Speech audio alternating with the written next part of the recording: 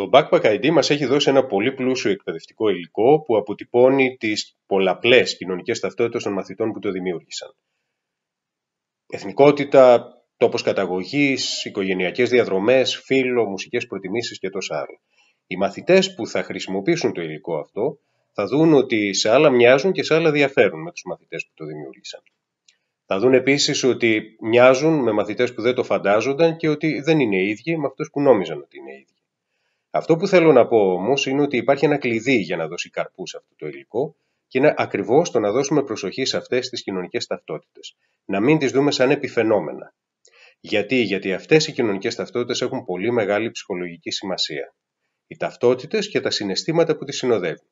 Κάποιες φορές ντροπή και φόβος, αλλά και υπερηφάνεια, ελπίδα και αλληλεγγύη.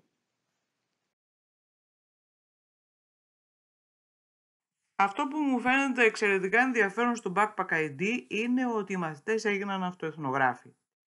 Ενεπλάκησαν σε πρακτικές διερεύνησης της κουλτούρας τους και των εμπειριών των δικών τους, των οικογενειών τους και των κοινοτήτων τους, βγήκαν έξω από το σχολείο και με συμμετοχική παρατήρηση και κυρίως συνεντεύξεις μάζεψαν ένα πολύ πλούσιο, πολυγλωσσικό και πολυτροπικό υλικό. Το σχολείο, που συνήθως στέκει αδιάφορο απέναντι στις γνώσεις και τις εμπειρίες των μαθητών και των κοινοτήτων τους, που επιμένει στο επίσημο αναλυτικό πρόγραμμα και την υψηλή κουλτούρα, ξαφνικά γέμισε ιστορίες ζωής παππούδων και γιαγιάδων, πολύχρωμες αφηγήσεις μετάβασης, εμπειρίες καθημερινές.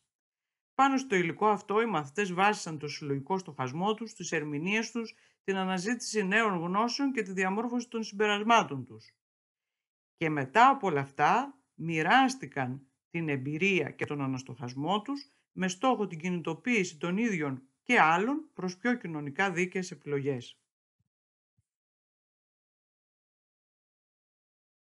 Η ιστορία του Backpack ήταν ένα ενδιαφέρον αλλά δύσκολο εγχείρημα. Ξεκίνησε σαν μια μεταφορά γιατί δεν έμπαινε ακριβώς σε λόγια. Κάτι βασικό. Ποιες είναι εκείνες οι ομάδες αναφοράς που μας καθορίζουν, που νιώθουμε ζεστασιά ανάμεσά τους και οικείο νόημα, ακόμα και αν φέρει πόνο. Αρκετές στη ζωή μας. Όμως γιατί μας ενδιαφέρει αυτό? Γιατί γύρω μας δεν συμμερίζονται πάντα το ίδιο οικείο νόημα και νιώθουμε ξένοι και δεν είναι και επιλογή μας.